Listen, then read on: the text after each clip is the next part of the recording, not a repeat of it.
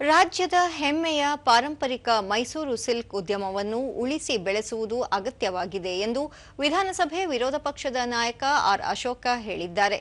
ಈ ಕುರಿತು ಸಾಮಾಜಿಕ ಜಾಲತಾಣದಲ್ಲಿ ಮಾಹಿತಿ ಹಂಚಿಕೊಂಡಿರುವ ಅವರು, ರಾಜ್ಯ ಕಾಂಗ್ರೆಸ್ ಸರ್ಕಾರ ಟಿ ನರಸೀಪುರದ ಕರ್ನಾಟಕ ರೇಷ್ಮೆ ಉದ್ಯಮಗಳ ನಿಗಮ ಜಾಗದಲ್ಲಿ ಕ್ರೀಡಾಂಗಣ ನಿರ್ಮಿಸಲು ಮುಂದಾಗಿದೆ. ನಿಗಮದ ವ್ಯವಸ್ಥಾಪಕ ನಿರ್ದೇಶಕರು ನಿಗಮಕ್ಕೆ ಜಾಗದ ಅಗತ್ಯವಿದೆ ಎಂದು ಅಂಕಿ ಅಂಶ ಸಮೇತ ತಾಂತ್ರಿಕ ವರದಿಯನ್ನು ಸರ್ಕಾರಕ್ಕೆ ನೀಡಿದ್ದರೂ ಭೂಮಿಯನ್ನು ಕಬಳಿಸಲು ಸರ್ಕಾರ ಮುಂದಾಗಿದೆ. ಇದು ಸರಿಯಲ್ಲ ಎಂದು ತಿಳಿಸಿದ್ದಾರೆ. ಈ ಘಟಕದಲ್ಲಿನ ನೂರಾರು ಕಾರ್ಮಿಕರು ಮತ್ತು ಅವರನ್ನು ನಂಬಿರುವ ಸಹಸ್ರಾರು ರೇಷ್ಮೆ ಬೆಳೆಗಾರರ ಭವಿಷ್ಯವನ್ನು ಕಾಂಗ್ರೆಸ್ ಸರ್ಕಾರ ಅಂಧಕಾರಕ್ಕೆ ತಳ್ಳುತ್ತಿದೆ. ಮೈಸೂರು ಮಹಾರಾಜರು ದೂರದೃಷ್ಟಿಯಿಂದ ಜಾಗತಿಕ ಮಟ್ಟದಲ್ಲಿ ಹೆಸರುವಾಸಿಯಾದ ಮೈಸೂರು ಸಿಲ್ಕ್ ಬ್ರ್ಯಾಂಡ್ ಅನ್ನು ಆರಂಭಿಸಿದ್ದರು. ಆದರೆ ಕಾಂಗ್ರೆಸ್ ಸರ್ಕಾರ ಜನವಿರೋಧಿ ನೀತಿ ಅನುಸರಿಸುತ್ತಿದೆ. ಇದು ಒಳ್ಳೆಯ ಬೆಳವಣಿಗೆಯಲ್ಲ ಎಂದು ಹೇಳಿದ್ದಾರೆ. ರಾಜ್ಯ ಕಾಂಗ್ರೆಸ್ ಸರ್ಕಾರ ತನ್ನ ಧೋರಣೆಯಿಂದ ಹಿಂದೆ ಸರಿಯಬೇಕು.